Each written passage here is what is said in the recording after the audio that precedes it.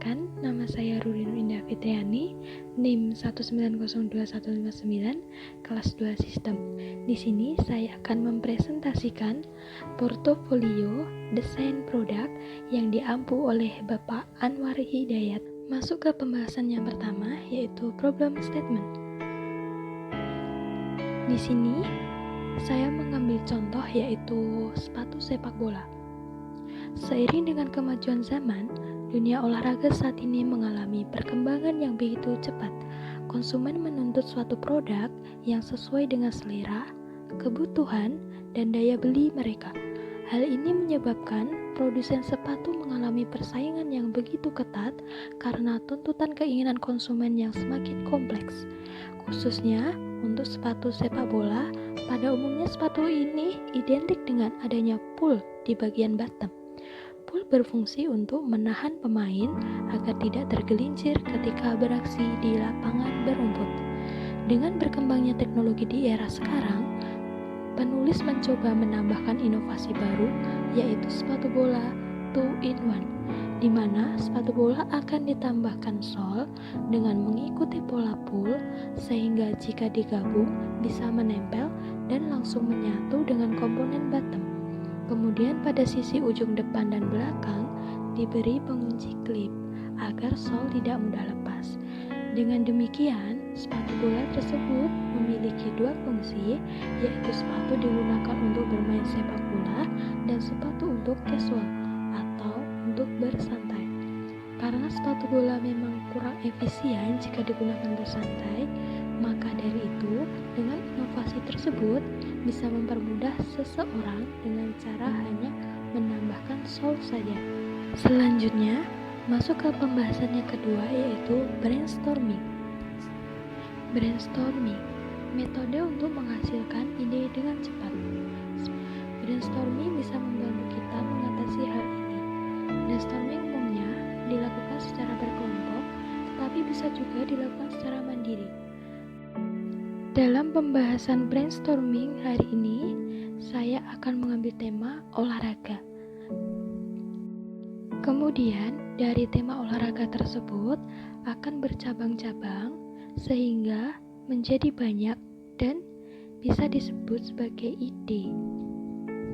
Seperti contoh di gambar, yaitu untuk tema adalah olahraga, kemudian cabang pertama ada sehat, cabang kedua ada ergonomi, cabang ketiga ada sepatu, kemudian cabang keempat ada latihan, cabang kelima ada spiritual, dan lain sebagainya. Kemudian dari cabang-cabang tersebut masih bisa dipecah-pecah lagi sesuai dengan apa yang kita pikirkan.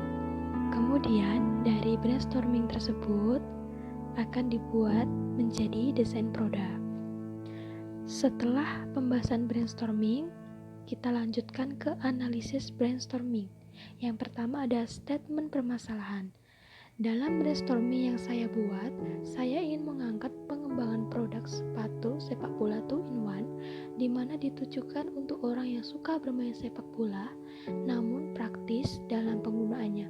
Desain sepatu memperhatikan aspek ergonomi, sehingga pada saat dipakai, sepatu menjadi nyaman.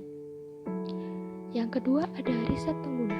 Sepatu ini banyak digunakan oleh kalangan pemain sepak bola. Dengan adanya sepatu ini diharapkan mampu memudahkan pemain sepak bola sehingga lebih efisien dan praktis. Kemudian yang ketiga ada keinginan, mampu menampilkan modifikasi desain sehingga memudahkan para pemain sepak bola. Kemudian yang keempat ada kebutuhan. Sepatu merupakan hal yang tidak pernah lepas dalam kehidupan sehari-hari, dikarenakan kegunaan sepatu yang sangat kompleks, yaitu selain melindungi kaki, sepatu juga berfungsi sebagai estetika bagi si penggunanya. Yang kelima ada aktivitas user. Sepatu digunakan untuk pemain sepak bola. Kemudian yang keenam ada konsep desain. Menambahkan sol di bagian bottom dengan pola sol berlubang dengan material sol yang berbahan karet, sehingga dapat masuk di pull sepatu, mengisi renggangan sepatu dengan mudah. sehingga sepatu sepak bola bisa dipakai di luar lapangan dengan nyaman tanpa sakit. Selanjutnya kita masuk di pembahasan desain dan konsep desain. Berdasarkan desain dan konsep desain yang dipilih, yaitu sebuah sepatu multifungsi atau sepatu dengan konsep 2-in-1 yang dihadirkan pada sepatu sepak bola, di mana sepatu sepak bola akan dikombinasikan dengan sepatu sport casual. Sepatu tersebut berfokus pada desain outsole yang dapat dibongkar pasang.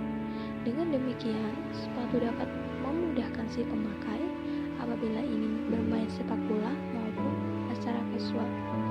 Selanjutnya, target pasarnya yaitu para pemain sepak bola dan orang yang memiliki hobi bermain sepak bola. Pembahasan yang selanjutnya yaitu image board. Image board merupakan media perencanaan bagi desainer yang menyajikan dan membahas fakta atau permasalahan yang dikaji secara deskriptif dalam bentuk hasil analisis visual yang dilakukan. Image board adalah suatu media, bisa berupa papan, buku, maupun katalog yang berisi kumpulan gambar dan penjelasan mengenai ide image yang akan diwujudkan. Setelah itu, analisis image board.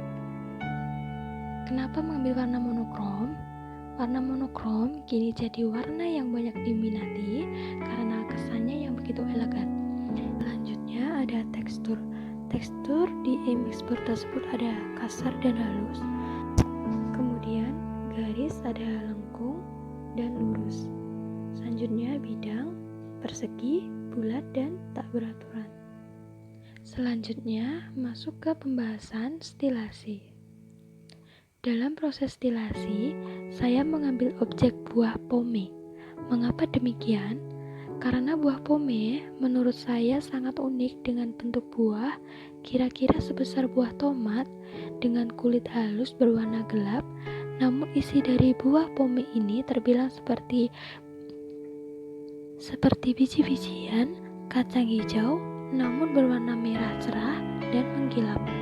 Nah, dari situ muncul ide untuk mengembangkan sepatu dengan inovasi buah pome yang kemudian diaplikasikan di outsole. Untuk urutan stilasinya yaitu seperti sudah tertera di layar. Yang pertama ada buah pome, kemudian buah pome dibelah, kemudian dari belahan tersebut muncul seperti corak sole atau seperti outsole. Selanjutnya masuk ke sketsa 21 desain.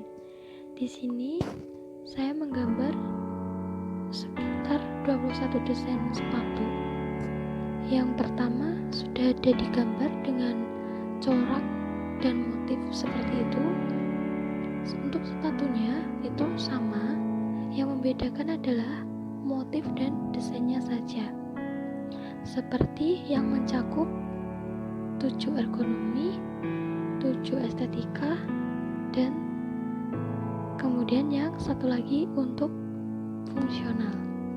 Selanjutnya dari desain tersebut dipilih 2 desain yang paling mencakup semua kaidah yang disebutkan tadi seperti keindahan, ergonomi, dan fungsional. Selanjutnya yaitu ada final design. Seperti digambar, final desain yang saya ambil yaitu dengan kombinasi sole yang menggabung dengan upper. Selanjutnya desain perspektif seperti gambar tampak yang sudah ada di layar. Kemudian ada desain ortogonal. Untuk ortogonal ini tampak seluruh dari sepatu. Selanjutnya ada exploded view. Kemudian lanjut di pola dasar sepatu. Pola dasar sepatu itu adalah pola yang digunakan untuk membuat sepatu nantinya. Kemudian setelah membuat pola dasar, kita membuat pola body lining. Selanjutnya membuat pola jadi sepatu, dan yang terakhir membuat pola lining. Selanjutnya yaitu adalah studi modeling. studi modeling ini, untuk studi modeling saya menggunakan bahan kain flanel, yang kedua ada styrofoam, kemudian ada double tip, kemudian ada lem, gunting, cutting mat, dan lain sebagainya. Kemudian untuk cara penggabungannya sendiri, yang pertama kita memakai acuan, tentu saja pakai acuan, kemudian jiplak pola dasar yang sudah dibuat tadi, mengikuti pola. Kemudian pada bagian outsole-nya diberi lubang-lubang untuk yang bang, sehingga yang menonjol tadi bisa menyatu dengan lubangnya, sehingga jika disatukan sepatu tersebut bisa menjadi sepatu casual, dan apabila dilepas sepatu tersebut menjadi sepatu sepak bola. Selanjutnya ada rendering. Rendering di sini kita menggunakan aplikasi Crispin dan Shoemaker. Aplikasi tersebut memang khusus digunakan untuk mendesain sepatu 3D atau 3 dimensi. Dari aplikasi tersebut kita bisa memberi warna, memberi efek, memberi background yang seakan-akan tampak nyata. Sekian yang dapat saya sampaikan, kurang lebihnya saya mohon maaf. Wassalamualaikum warahmatullahi wabarakatuh. Terima kasih. Selamat menonton.